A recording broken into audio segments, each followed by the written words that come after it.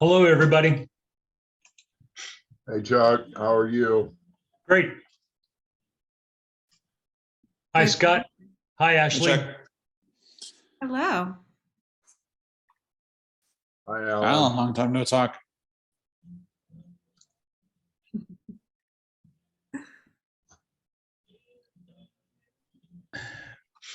Okay, I have 11:30 a.m. Eastern exactly. So we'll go ahead and get started this morning. I'm Ashley Barger. I'm with marketing at Centurion Technologies. I'm kind of admitting some folks in to join us this morning, so forgive me for bouncing back and forth. But while I have your attention, I wanted to let you know that we welcome questions throughout today's presentation, and we hope you use the chat feature along the bottom screen. Please chat any questions. I will interrupt the presentation at any time just so that we can timely respond to those, because oftentimes they relate to the topic we're discussing at hand anyways. So please use that. In the meantime, please mute yourself if you don't mind, so we don't interrupt our presenter today. Additionally, we are recording today, and we are on Facebook Live. So I want to make sure that you don't mind that your image is seen. And if you do, please turn off your video at this time, which is in the bottom left corner of your Zoom screen.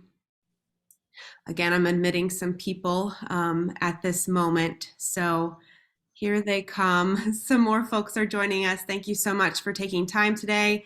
I was just mentioning, please use the chat feature. That way we can respond to any questions in a timely manner. I'd like to introduce you today to our host, Craig Kuchbaugh. He is the owner of Centurion Technologies. Centurion Technologies is a comprehensive energy and power management solutions provider, and they have everything all in one fell swoop. So good morning, Craig. Good morning, Ashley, and thank you very much. I want to thank each and every one of you for attending our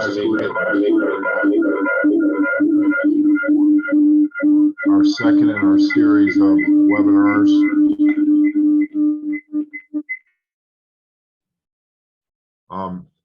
We've got a whole series of these planned for most of the rest of this year. We look forward to providing you with some comprehensive information in regarding to the IRA, how to manage a solar installation or look at sustainability and being residual. Ashley, thank you very much. Thanks, Craig. I appreciate that introduction. And I thought since today we are talking about solar, I better put on my shades, even though it's extremely rainy and dreary here in Northwest Ohio. But on that note, I'd like to introduce you to Scott Ameduri. He's the president and co-founder of Enerlogics Network, Inc. So good morning, Scott. Thanks, Ashley. And I didn't have the props, so unfortunately, I'll stick with no sunglasses today. It is sunny in South Florida. Anyways, I appreciate everybody joining. Today, we're going to talk about financing for energy projects. I'm going to kind of talk through a little bit of a level set first, and then we'll kind of get into some of the details of financing and how projects get structured. As Craig and Ashley mentioned, this is the second one that I presented with the team. The last one was on the IRA. There's a replay available on our website and on the Centurion website. Today, we're talking about the one that's in the middle about financing, and then Centurion has a series of other ones on the right of that slide as well. So stay tuned and look for additional invites coming shortly. On the Enerlogics side, we are a pure play developer of solar energy storage and other distributed generation assets. Our core focus was originally on Ohio with a series of projects around the state, rooftop, ground mount solar systems. We've really expanded from there, from literally coast to coast, projects all the way in California, all the way to Boston, on solar energy storage, increasingly CHP and other systems as well.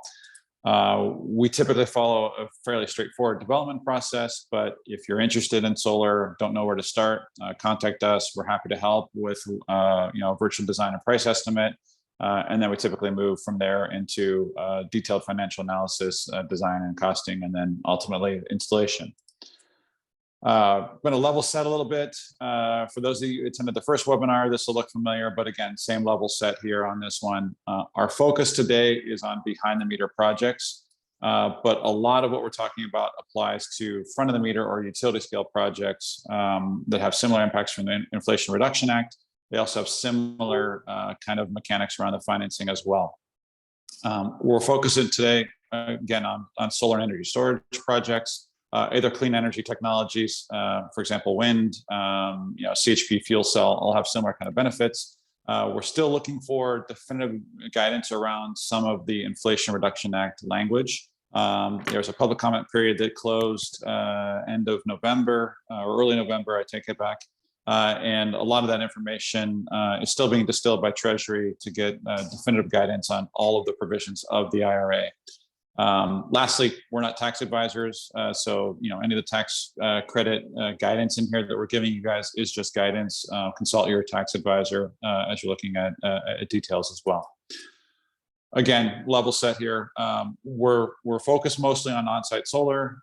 We do look at community solar as well. So we've done both on-site solar and community solar or virtual net meter kind of approaches. Utility scale on the right, financial PPA structure on the table. Our larger systems, again, a little different mechanics on how those are financed, but a lot of what we're talking about today does apply to those. Some of the drivers we look at from the solar energy storage clean technology perspective is really looking at three main areas: electricity cost savings, really to combat those rising costs. We're seeing rate increases in the 18 to 20% range. Number two is looking at sustainability, particularly around using carbon-free or low-carbon technologies to reduce your carbon footprint. And then lastly, looking at leveraging these tax benefits paired with financing avenues to really drive down the cost of delivery of these systems. I'm going to skip ahead a little bit. Again, we do look heavily at some of the issues around the Inflation Reduction Act, and a lot of this will be driven on tax credits. But really the IRA or the Inflation Reduction Act brought in a whole host of new tax credits that were previously unavailable for projects. Number one, it brings it back to a 30% investment tax credit for most projects. That was set to step down to 22% this year. Now we're back to a 30% tax credit. It adds also a 30% tax credit for standalone energy storage projects. So as long as it's a minimum of 5 kilowatt, now any new energy storage project can be eligible for a tax credit. It no longer has to be paired with say a solar project as well. There are provisions for domestic content. Those are going to be a little challenging right now given the limited domestic suppliers, but we think that's going to be better in 2024 and later as Q-Cells and Jinko and all the other manufacturers that are scaling up additional U.S. manufacturing come online. There is bonus language for where the project is sited, 10% for a qualified energy community, 10% for brownfield, 10% for low income, 20% for low income serving low income households. These all get stacked together as well. So there's lots of options for that.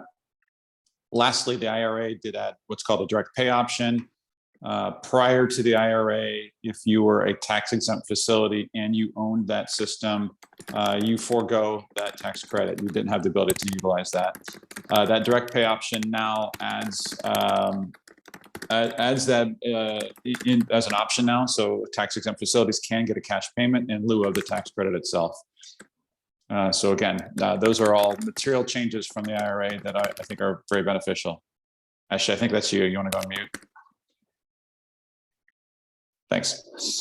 I'll keep jumping ahead a bit here. The other thing that the IRA did bring back into play is the production tax credit. Again, we're going to focus today really around the ITC, the investment tax credit. That's a one-time tax credit or direct payment for the project amount. There is still a production tax credit that's available to projects. It is at a higher rate, as high as $27.50 per megawatt hour or 27 cents per kilowatt hour. But it's a tax credit that gets geared around how much energy production is from that system, whether it's solar, whether it's wind, or whether it's something else. But it does look at the tax credit that is available for the next, I think it's 10 years on the PTC. Again, our experience is most projects are going to opt for the ITC in lieu of the PTC, the production tax credit. The investment tax credit more benefits small scale projects than necessarily we're going to see with the PTC. A lot of the language in the or a lot of the analysis that the folks have done on the production tax credit is it's going to be more beneficial for projects that have much lower costs. So utility scale projects with that dollar a watt kind of range or lower in cost are likely to more likely to take advantage of the production tax credit than smaller projects would. Yeah, again, the PTC or the ITC is a one-time tax credit based on project cost or a fair market valuation methodology. The production tax credit is based on energy production over that initial 10-year period. Again, we look at it at most projects going to be likely using the investment tax credit.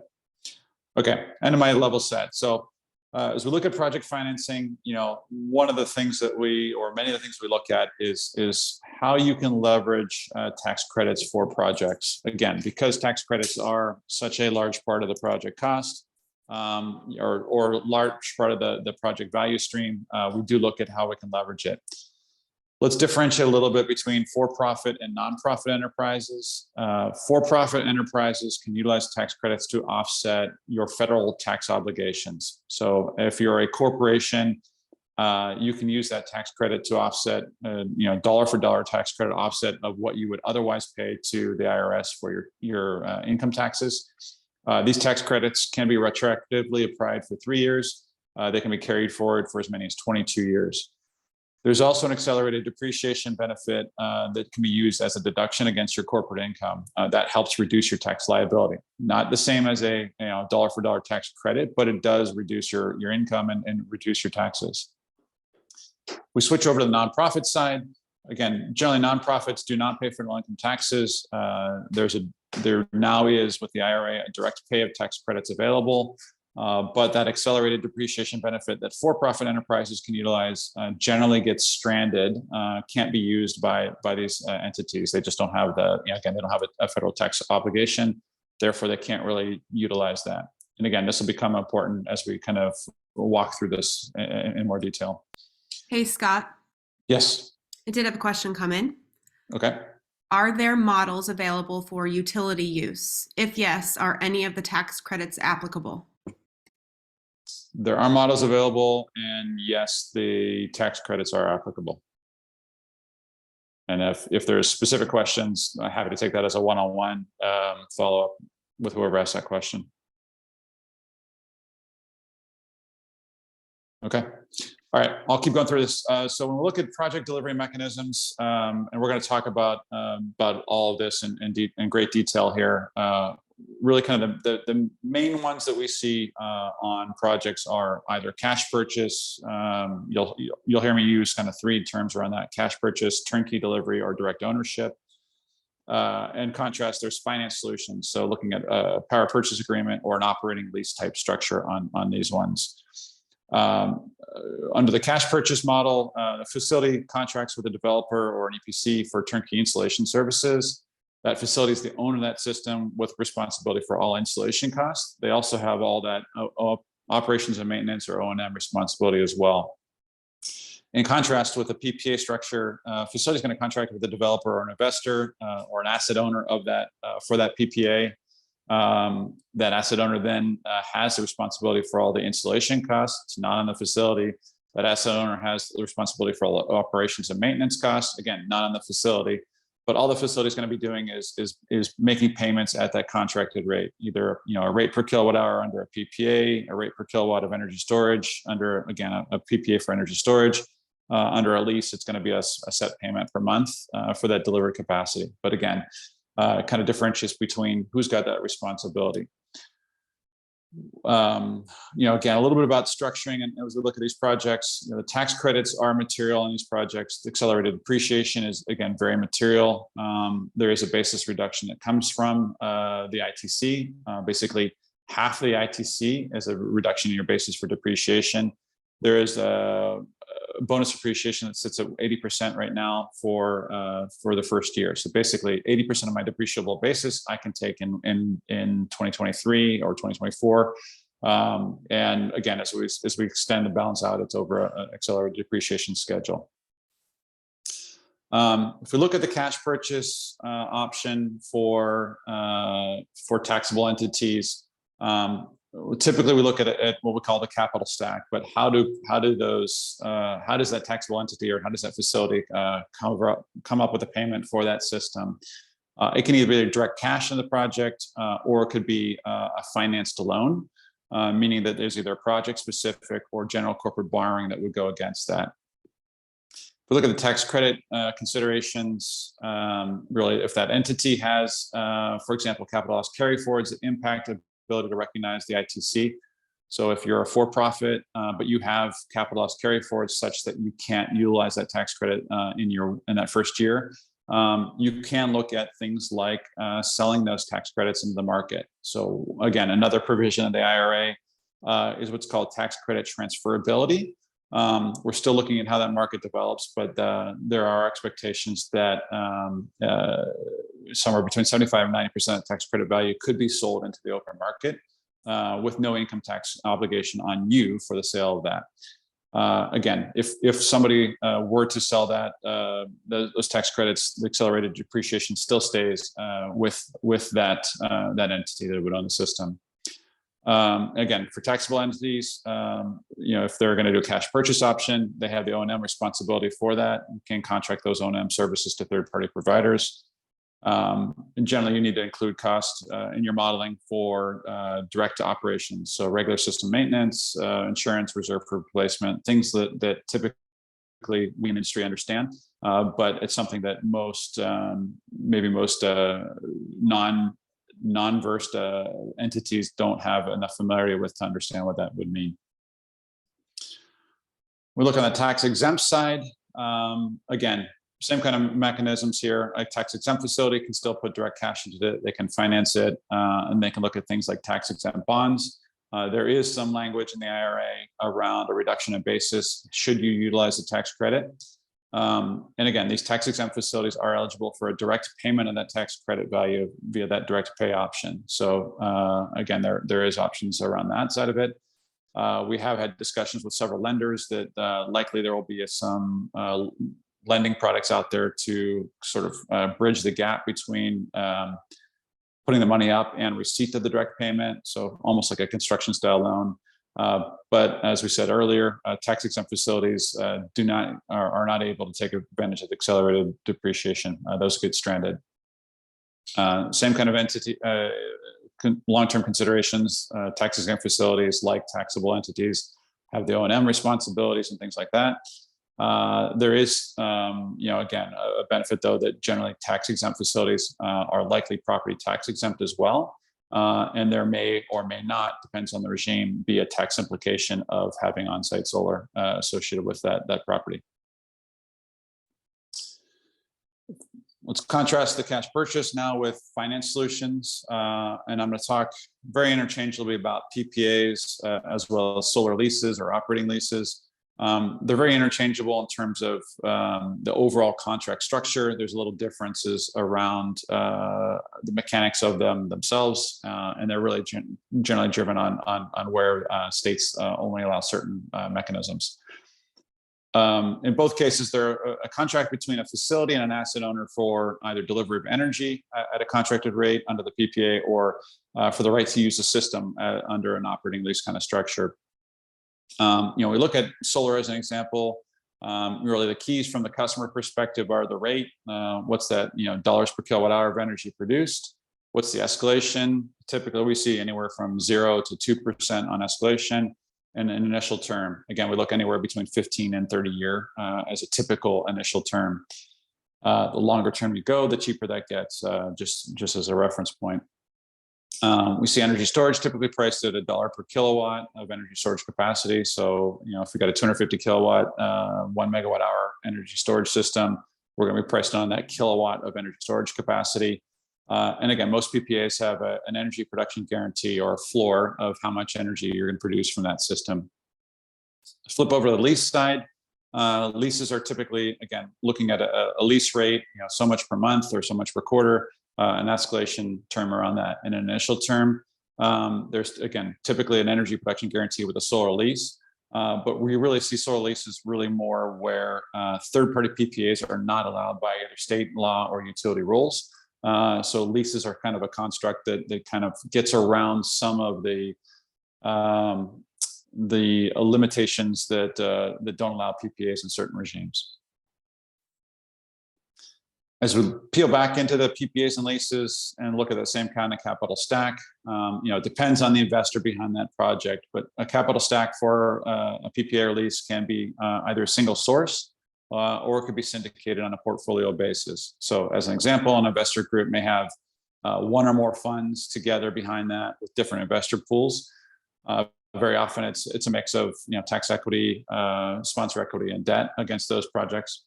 When we look at the tax credit considerations, again, the ITC, the accelerated depreciation, all flows to the owner of that system. In this case, that investor, that asset owner, gets all those benefits. Those benefits are then utilized by that investor to hit return thresholds with a lower PPA rate. So absent the tax credit, a PPA rate might be 11 cents a kilowatt hour. With the tax credit, the investor is able to hit their returns and utilize or use a lower PPA rate, 8 cents, 9 cents a kilowatt hour. Again, it's a whole model that goes behind it, but that's typically what we see on that side of it. Further, how much tax credit there is available for that project really impacts what that is. So a 40% investment tax credit that uses either domestic content or low income areas is going to have a lower PPA rate than that same project would be if it had just a 30% investment tax credit. The other thing that investors very often do is look at a step up in basis around the tax credit eligibility. So if you are, again, directly owning a system, the easier interpretation with the IRS is to go with a straight cash model or a straight cost model on what your tax credit basis is or how much you're able to get a tax credit. So if you've got $1 million project and you're at a 30% tax credit, you're going to get a $300,000 tax credit, 30% of $1 million for your project. And your basis stays at that $1 million actual cost basis. When we look at third-party financing, most investors have a step-up in basis using a discounted cash flow model. That $1 million of actual cost may be a $1.1 million or more kind of tax credit basis that lets them take a higher tax credit against the project and find find ways to hit their returns and lower the PPA rate. Accounting firms have general guidance on what that step-up basis looks like. There's a whole bunch of models that we've seen from different investor groups as well. Under the PPA and the lease, again, long-term obligations fall on that asset owner. So it shifts a lot of that responsibility from a facility host to the asset owner or the investor of that PPA. There's an energy production guarantee that gives the facility a floor on the energy production. So it's going to produce at least X amount of energy. And that's typically, again, 80 to 90% of the expected annual production. A project is usually responsible for any property tax payments. So again, that investor is responsible for making property tax payments associated with the solar project or battery or whichever one we're looking at. And again, just to kind of keep it level set, facilities that are tax exempt, a third-party ownership or this PPA lease may trigger some property tax implications that would not be there had the facility owned the system. So if a city owns that solar array on a city site, it may stay property tax exempt. But if we look at the economics and that project now shifts over to third-party ownership, it may trigger some property tax implications that then that PPA asset owner has to carry. So in some cases, we look at that and it's not quite an apples to apples because that city might be property tax exempt. As we look at PPAs and operating leases, a lot of the questions that always come up are from facilities is, what are my options? How do I get out of this if I want to get out of it? Or how do I have the option to buy out? Again, the PPAs and leases have a construct that lets you buy out at any time. It's most cost effective after the tax benefits are utilized, after that 6th year of operation. Anything earlier than that has some tax credit recapture, which ends up being a higher cost to that buyout system. One of the quirks of law is that a fixed price buyout is not allowed. If you did a fixed price buyout, it impairs the tax credit eligibility. So you'll see most contracts have a greater of a named value or calculated value or fair market value mechanism to preserve that tax credit treatment. If you take that initial term of the PPA, let's say it's a 20-year PPA, what happens at the end of that term? You really have 3 options. You either extend for 1 or more 5-year terms, you can buy out, or you can just say, hey, I'm done, remove this one. And again, that's at the asset owner, that PPA owner's cost. Other options around this is looking at things like partially prepaid or fully prepaid PPAs.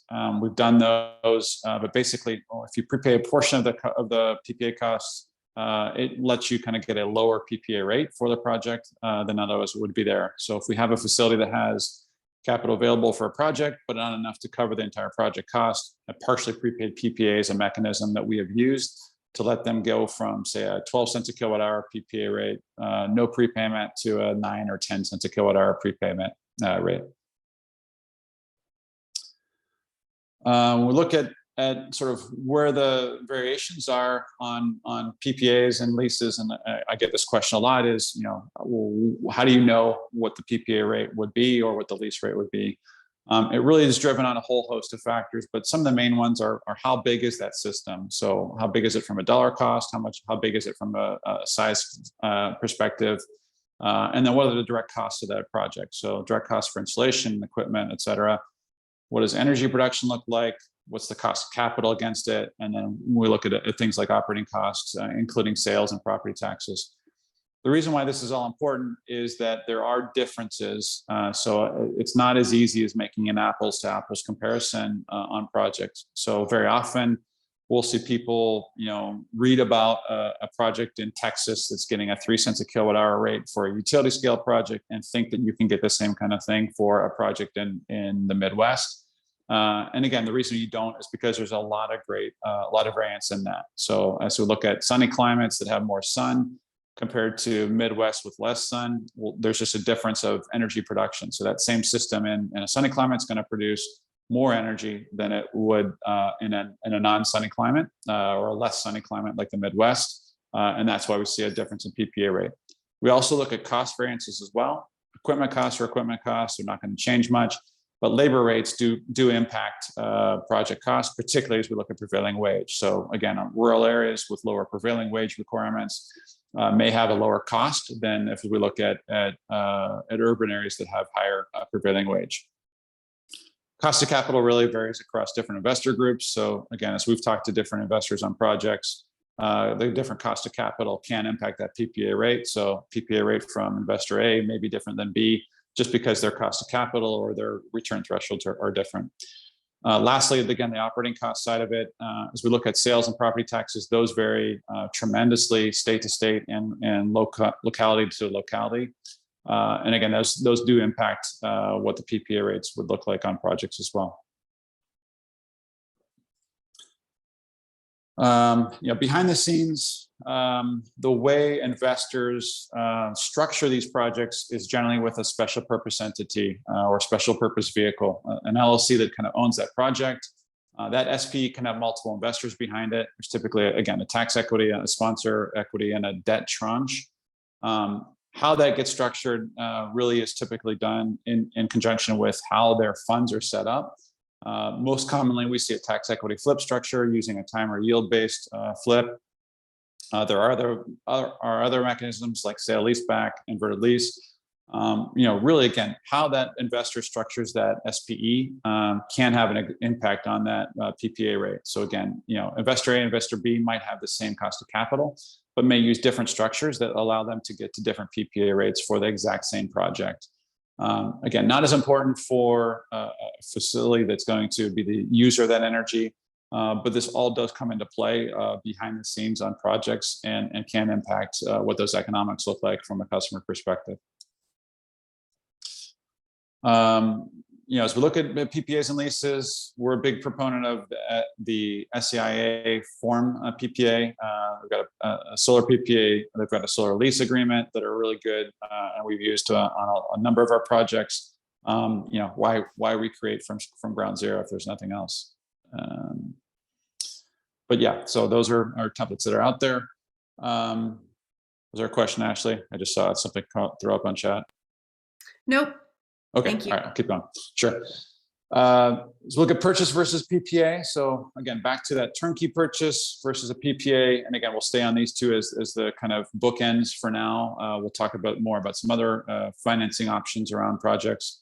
One of the things we look at heavily is why would you do either case?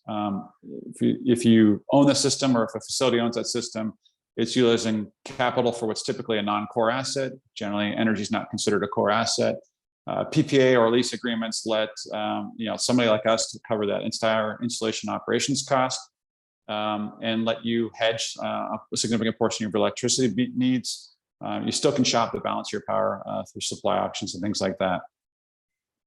Again, one important point of PPAs and solar leases, they are an energy contract. They're not a traditional lease or debt capacity instrument. So they are then off balance sheet. That can have some tax benefits as well as debt obligation, balance sheet obligations as well. Got this information in here kind of graphically on where this upfront cost, tax credits, et cetera, flow. I won't walk through this slide here, but it is here for you guys to review afterwards, and I'll keep going through it. So again, we've kind of in summary, so far we've talked about really turnkey purchase or ownership versus PPA or solar lease and some of the differences of them. I'm going to talk now about some of the other impacts from a financing perspective and other mechanisms that we see. Let's talk about PACE financing. PACE financing, or property assessed clean energy, is another mechanism that is available to projects. Generally, that project has to be sited in an area where a PACE property program or a PACE financing program is available. And what happens under PACE financing is that project cost doesn't go to the facility itself or to the owner of that facility. But generally it's tied to the property. And again, that's the P of PACE is property assessed. Really, again, we don't see it used very often. It's not commonly used for solar. It is more commonly used for things like residential programs. On the commercial space, we see it more on building improvements, HVAC or windows and stuff like that. But again, PACE financing is out there in certain jurisdictions and can be beneficial for a project. Kind of expand the tax credit horizon beyond just the investment tax credit and the production tax credit. There are additional tax credits that are available for projects. These are again, very location specific. Include things like new markets tax credit, historic tax credits, low income housing tax credits, opportunity zones. Again, all these things are things that come into play for the economics of projects. Not going to focus on those in the presentation, but just want to point out that those additional tax credits may be available for a project that can help those project economics. Things like new markets tax credits, historic tax credits, all these ones, again, they generally are only for profit entities. So if you're a nonprofit, these may not come into play for you if you're going to own the system, but would certainly come into play if there's a third-party for-profit investor that owns that system. When we look at the debt side of it, some projects are able to tap into lower cost loans, loan guarantees and grants, again, very location specific. But things like the USDA Rural Energy for America program, REAP, has both loans and grants. DOE's Loan Program Office has loans and loan guarantees. Tribal loans have some programs for tribal locations. But again, all these benefits can be there to bring down the cost of capital, to drive down the cost of a project. Tax exempt bonds can also be utilized for project finance. They will impact the ITC basis, as we talked about earlier. But again, all vehicles that are available for projects. Again, we look at the financing around projects. State, utility, and local incentives are part of what's available for a project from a financing perspective, or from at least an economics perspective. Some states provide incentives for solar projects. In particular, California, Massachusetts both have programs. California has what's called the SGIP, or the Self-Generation Incentive Program. It's a tiered incentive program that steps down. Massachusetts has something similar with their Mass Smart solar incentives, solar and energy storage. And again, most of those incentives are technology specific. They're typically for renewables only, so solar, in some cases fuel cell, but again, usually solar energy storage are the predominant state level incentive programs that are available. Some states have tax incentives for projects, either a sales tax exemption on the equipment cost, lower property taxes, state level depreciation benefits. Again, very state dependent on what's available there. When we kind of peel from state down to utility, a lot of utilities now provide incentives for projects. ComEd, Ameren have smart inverter rebate programs. PPAL and Philadelphia has a solar incentive program. Again, those are very much dependent on the utility itself, and check with your project to see if that comes into play. Occasionally there's local incentives for solar. Usually we see more like local level grants that are available for projects. Generally they have to have some kind of community benefit, but there are some local incentives that are available for projects as well. Let's talk about SRECs a little bit. Each megawatt hour of generation generates an associated renewable energy credit, or a REC. How those RECs are used is important, or can be important, to the project economics as well. Meaning that RECs can be retired by that facility to substantiate their renewable energy use claim. So basically, if I use a kilowatt or a megawatt hour of energy, I can retire a REC and say I've used that REC. It's now retired. It's dead, and fully utilized. And every megawatt hour I've consumed has an associated REC with it. There are states that have liquid markets for RECs. Some states even have specific incentives for solar RECs, or SRECs. As an example, Illinois has this Illinois Shines program that pays projects $40.90 per REC, or 0.04 cents per kilowatt hour for RECs for the first 15 years if you sell those RECs to the utility. The reason why this is important, a project can either keep their SRECs and retire those. So if I look at some of our portfolios, in some cases, the ultimate user of energy is keeping those SRECs and retiring those. Projects can sell those SRECs, but maybe purchase lower cost wind RECs to retire. So if there's take Illinois as an example, if I can get 4 cents a kilowatt hour for the SRECs, I might decide to sell those SRECs in the market, but still claim renewable energy compliance by using a lower cost wind REC that may be a quarter or less of that cost. And again, as we look at PPAs, most PPA providers will generally opt to keep the higher value SRECs and provide the host facility with a replacement, generally wind RECs for a lower PPA rate. They can monetize those SRECs. Again, why this is important, this all kind of comes into the financing around projects and the economic value of those as well. Let's talk about cost basis a little bit.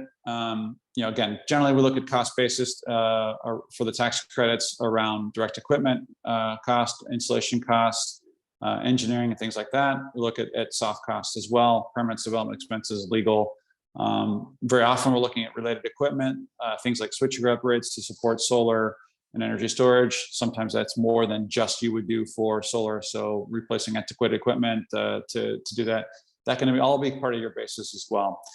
When we look into bigger projects that are doing maybe perhaps multiple technologies at the same time, we look at other things like EV charging infrastructure, building automation control system upgrades. Those all may be eligible for tax credits. Again, talk to your tax advisor, but having more basis for that tax credits is important, particularly as we look at tax credits that get upwards of 60 or even as much as 70% on a project. Roof costs can be eligible for tax credits when paired with rooftop solar. I'm going to talk about that a little bit more. But basically, if you're installing rooftop solar, you want to have a relatively new roof paired with that system. If you look at a bifacial module paired with a reflective roof, so a white roof membrane as an example, that likely is eligible for tax credits on that roof or a portion of that roof cost as well. I've shown here one of the PLRs or private letter rulings from the IRS. The way private letter rulings work is they only apply to the project that sought that, but they are generally used as guidance on what's likely eligible for tax credits. So again, talk to your tax advisor. If you're looking at rooftop solar with a relatively or with a new roof, a portion of that roof cost could be eligible for tax credits as well. All right, I'm going to pause there before I keep going. Any questions, Ashley? Nope. Pretty Okay. quiet. All right. Quiet. All right, let's talk about a case study here. So we've got a pretty detailed case study here looking at a fairly simplified example, looking at ownership and finance options.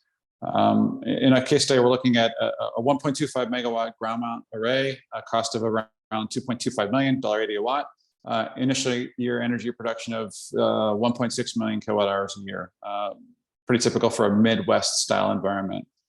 This is for a facility that has just under 5 million kilowatt hours of consumption. Grid power cost, in this case, again, a higher cost Midwest utility, 13 cents a kilowatt hour, increasing at 3% per year. We're going to look at the solar offsetting just a portion of the energy and demand cost. And we're going to run this with sort of 4 scenarios: 30% investment tax credit, direct ownership with cash purchase, and with a 70% loan, 6% interest rate for a 20-year term. And then we're going to run 2 PPA options on this one: 20-year PPA at 9.7 cents a kilowatt hour, 25-year at 8.6 cents a kilowatt hour. Both of those with 1.5% annual escalation. Again, details on this one. This 1.25 megawatt system hits about a third of the energy consumption of this facility. Again, this is a facility that has some seasonality to their usage pattern. It's in this case was actually against an industrial facility customer of ours. But you can see sort of it does hit and stay below their monthly consumption. Roughly a third on an annualized basis. It's more in the summer months, less in the winter months. So look at these scenarios. I'll kind of walk left to right. Looking at the cash purchase, the 70% loan, the 20-year PPA, and a 25-year PPA. Really where these all differ is who's got that upfront payment responsibility. So again, you're looking at the upfront payment side of it. Cash purchase puts all the cash for that project upfront. Loan, you're only putting a portion of that up. The balance you're going to finance. PPA, none of those are upfront payments. The total payment line is looking at the total payment reflective of either all that cash payment on the cash purchase side. On the loan, that's the sum of all the interest and that upfront payment. On the PPA, it's just the straight PPA rate, looking at the 20 and 25-year terms under the PPAs. Incentives are what incentives come to that user of that energy. Again, cash purchase and the 70% loan. The asset owner is the host facility itself, so that tax credit and depreciation flow to that facility itself. And net payments looks at sort of the delta of total payments and the incentives. So again, those are the lines that are in there. The model then looks at electric bill savings over the term. All of them are the same gross electricity bill savings. We're at roughly $207,000 a year initial year savings. That increases at 3% per year. So again, about $9 million of cost savings on this side of it. Loan term only for the loan, 20-year at 6% interest rate. The PPA rates that are shown here are reflective of typical investor returns. So that 9.4 cents and 8.6 cents are again reflective of what we have on a typical return model for those kinds of projects, those kind of energy production side of it. Higher rate for a shorter term, lower rate for a longer term. Just again, typical what we see on that side of it. I'm going to kind of skip over a few lines. Really, what's important to this is look at it from an NPV or a net present value perspective. You can see they all have very similar net present values from an overall perspective, meaning that customers can make that decision on which option makes the most sense for them based on things like how much cash they want to put up if they have cash available at all. Do they want the responsibility for O&M, et cetera? But again, all this is here for you guys as a case study. Say, there are great tools out there to go model PPAs, loans, cash purchase options for projects, and can really very detailed model the economics behind it. There's a whole software platform behind this that we use to do our modeling on this, and again, full cash flow statements that go against it as well. Same kind of information graphically. Dark bar is avoided utility cost. Let's see, green is cash purchase. So again, all upfront cost. Kind of hit your simple payback in that year 7 time frame. See, the light blue is the loan scenario, so lower upfront cost, but still some lending against it. But again, all these scenarios have cost savings relative to that facility's avoided utility cost. So again, it is cost effective on all these scenarios. I'll pause there. Questions? No, we've got a full house who's very quiet. Okay. All right. Yeah. So that was again kind of walking through that scenario. Really wanted to kind of walk through and look at this from a holistic perspective and say, there are lots of great options for projects. We do look and do model all that stuff. We do work with a number of investor groups. Plug for us is that we're happy to work with any of you guys on this. If you're a developer and looking for where to start, we're happy to work with you. If you're a host facility and say, I don't even know where to start, now that's where we can come help you with that and look at all of these different options. And with that, I will close. Craig, I'll kick it back to you.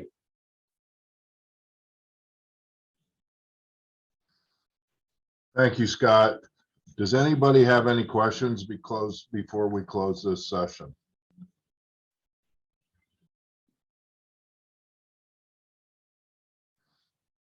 Okay, we'd like to thank each and every one of you for joining us. Scott, you did a wonderful job on this presentation, and Ashley, as always, thank you for your help. Should questions come up, our contact information is on the screen right now. Please feel free to call us or reach out to us. A reminder that we have some more seminar series coming up. We would certainly appreciate the opportunity for you to join us on the March 8th regarding EV charging. And then on April the 12th, we are doing a special one with Schneider Electric in how do we combine all this and make it all work together.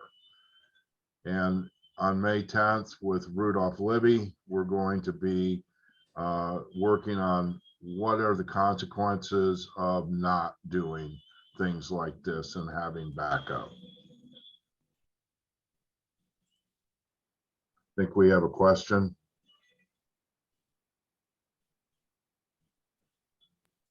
Yes, we do. Is there a minimum size project you will get involved with for solar endeavors? Short answer is no. Practical answer is we don't do residential systems. So generally it has to be 50 kilowatts and up is our typical project size, but we can go smaller if there's some specific requests.